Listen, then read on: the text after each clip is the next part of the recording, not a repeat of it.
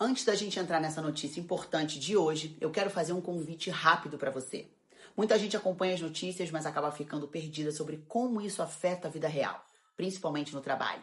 Pensando nisso, foi criado um grupo gratuito no WhatsApp chamado Apoio ao Trabalhador.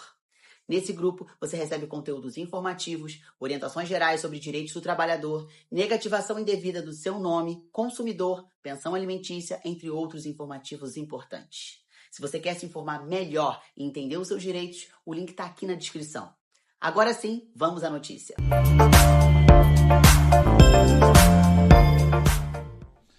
Ou o Lula é uma das pessoas mais sortudas que eu já vi, ou ele tem um nível de estratégia que é incomparável com qualquer outra figura da política brasileira. Justamente no momento em que o nome do filho dele aparece em toda a imprensa brasileira, vinculado a receber dinheiro do careca do INSS, 25 milhões, depois mesadas de 300 mil reais, que eram pagas através de uma socialite amicíssima do Lula, uma herdeira lá, e aí ele tá fugindo do Brasil, vai pra Espanha com medo. Justamente quando tá acontecendo tudo isso, explode o caso do Banco Master, que tem os nomes lá do Alexandre de Moraes e do Dias Toffoli. Por isso que eu acho que é o Lula que tá por trás disso, tá? Porque essa foi a melhor cortina de fumaça que eu já vi. Só que não adianta. O Lula tem uma família muito grande. Não é só o filho dele e o irmão dele que está envolvido em esquemas. Não podemos esquecer, e afinal de contas, hoje teve mais uma ação da Polícia Federal, só que dessa vez foi contra a nora e o outro filho do Lula. Gente, isso tem que fazer. Um dia isso tem que virar um filme. Há um tempo atrás, você se lembra, a Polícia Federal fez uma busca e apreensão na casa da nora do Lula, desviando dinheiro do Ministério da Educação. E aí, quando a Polícia Federal chega lá para fazer a busca e apreensão, quem que eles dão de cara? Eles dão de cara com o outro filho do Lula. Não é o Lulinha, é um outro filho do Lula, que também várias vezes foi envolvido em escândalos aí. O cara vai abrir a porta às 6 horas da manhã, tá? A Polícia Federal, o que foi? Não, a gente veio aqui para investigar o caso da sua esposa, porque ela não é ex-nora, tá? Se ele tava dormindo lá, não é ex-nora. Tudo bem. Ex-nora do Lula, alvo da PF, visitou o gabinete de ministro da Educação. A mulher fazia parte, de acordo com a Polícia Federal, faz parte de um esquema de roubar, superfaturar produtos de autistas, né, que são vendidos para crianças autistas, e ela ganhou milhões e milhões de reais em cima disso, usando a entrada que ela tinha por ser nora do filho do presidente. Por que eu tô voltando a esse assunto específico hoje? Por causa disso aqui, ó.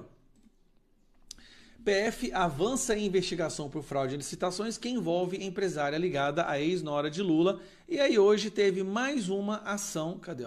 Hoje teve mais uma ação.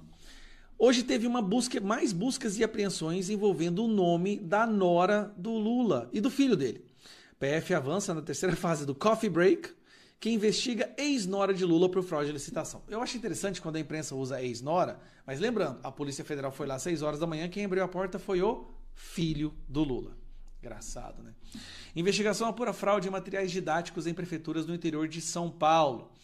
A Polícia Federal deflagrou na manhã dessa quinta-feira a terceira fase da Operação Coffee Break, com o objetivo de aprofundar as investigações sobre suposta fraudes em processo de licitação pública envolvendo materiais didáticos em prefeituras do interior paulista.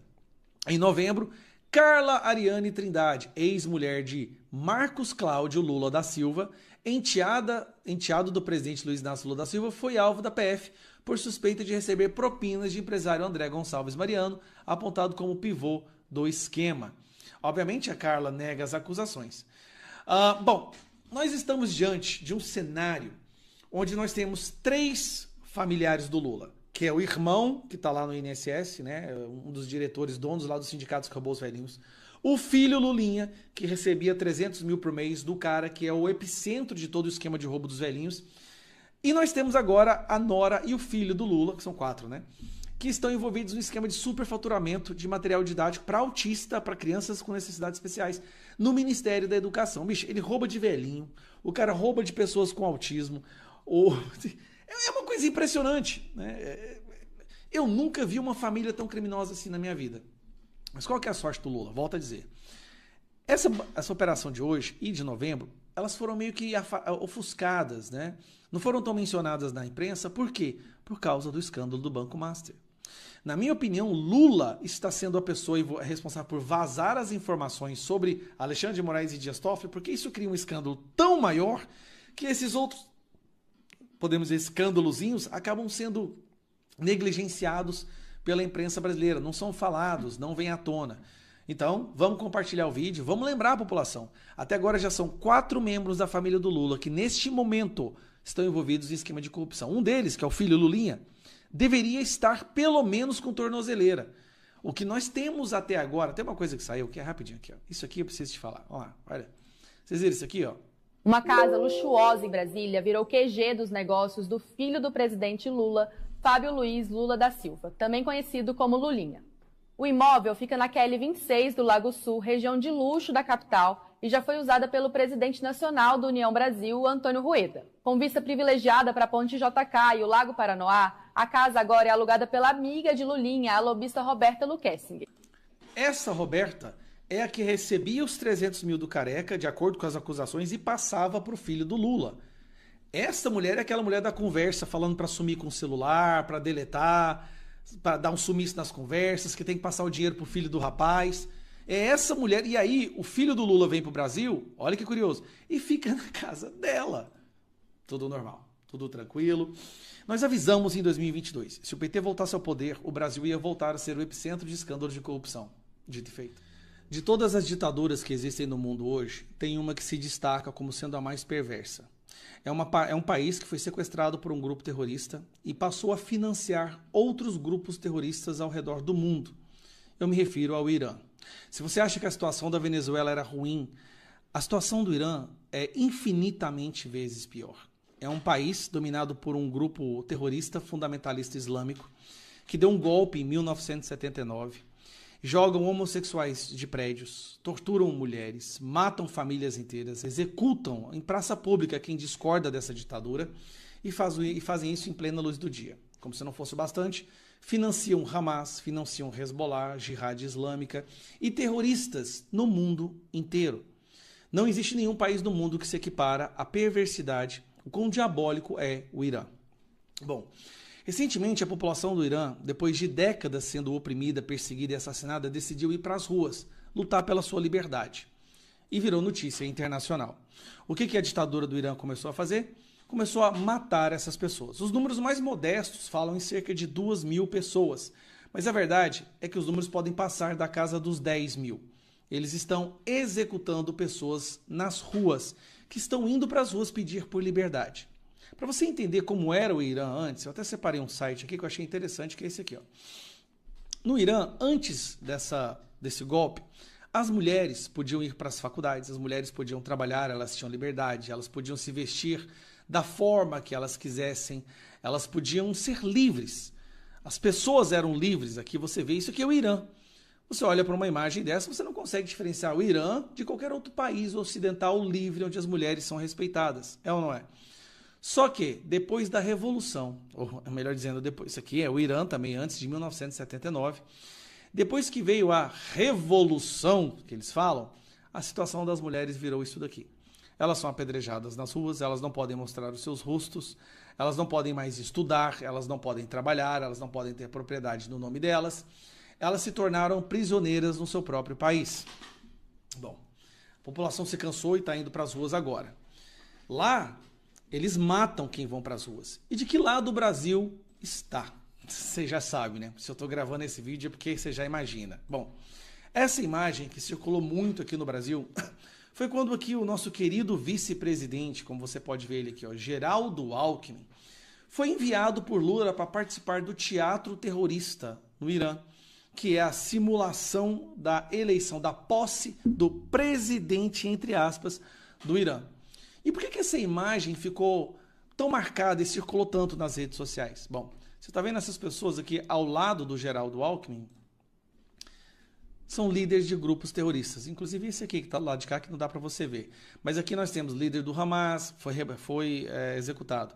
Hezbollah, Houthi, Jihad Islâmica. E aqui está do lado deles o nosso querido Geraldo Alckmin. Bom, Estados Unidos disse que vai interferir. Assim como ele interferiu na Venezuela para libertar a Venezuela, ele está disposto a interferir para libertar o Irã também. Engraçado, né? Donald Trump, o terrorista malvadão, está sendo o único cara no mundo hoje que está disponibilizando todo o seu poder para libertar países. Curioso isso, muito curioso. Bom, continuando, O Lula soltou uma nota quando o Donald Trump bombardeou aquelas usinas nucleares do Irã, que eram usadas para fabricar bombas nucleares que possivelmente seriam dadas para grupos terroristas. Qual foi a reação do Lula? Vamos ver a reação do Lula? Governo brasileiro expressa aqui, ó. Governo brasileiro expressa grave preocupação com a escalada militar no Oriente Médio e condena com veemência, nesse contexto, ataques militares de Israel e, mais recentemente, dos Estados Unidos contra instalações nucleares em violação da soberania do Irã. Uma ditadura que mata seu povo é uma soberania. Isso aqui, para mim, diz muito sobre o que é o Lula e o que ele pensa desses países. E do direito internacional, qualquer ataque armado a instalações nucleares representa flagrante transgressão da Carta das Nações Unidas e de normas de Agências Internacional de Energia Atômica. Ações armadas contra instalações nucleares representam uma grave ameaça, blá, blá, blá, blá. Bom, qual que é a reação do Itamaraty e do Lula em relação às pessoas que estão sendo executadas nas ruas, que podem ter passado mais de 10 mil? O governo brasileiro solta uma notinha. O governo brasileiro acompanha com preocupação a evolução das manifestações que ocorrem desde o dia 28 de dezembro em diversas localidades do Irã.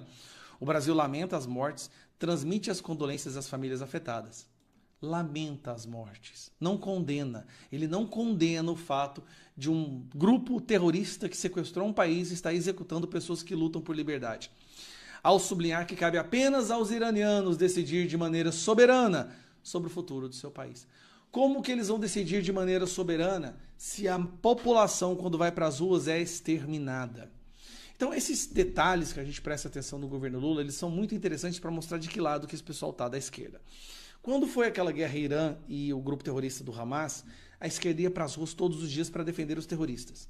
Agora que nós temos terroristas matando pessoas inocentes, como elas não são cristãs, como elas não são... Tem que matar. Esse povo está lutando contra quem? Contra o nosso grupo terrorista favorito. O Irã é parceiro do Lula no BRICS. Irã, China, Índia. Aí o Lula vai lá e convida o Irã para fazer parte do BRICS. Uma nação dominada por um grupo terrorista. E o Trump decidiu que países que mantiverem relações com o Irã vão sofrer 25% de tarifas. Quais são esses países? China, Rússia e Brasil. Então agora nós estamos numa situação, mais uma vez, diante dessa história, né? Da história mundial acontecendo diante dos nossos olhos. O Lula ficando sempre do lado de quem não presta. É sempre do lado de quem não presta. Faz notinha lamentando a morte de pessoas inocentes que estão sendo executadas nas ruas. Sabe, na minha opinião, a intenção da esquerda é um dia poder fazer isso no Brasil. Pelo comportamento, pelas notas, pela forma que ele se aproxima desses países, a intenção, aparentemente, é que um dia ele possa fazer a mesma coisa. Colocar a Guarda Nacional Bolivariana criada por ele para executar manifestantes nas ruas. Esse é o verdadeiro desejo da esquerda.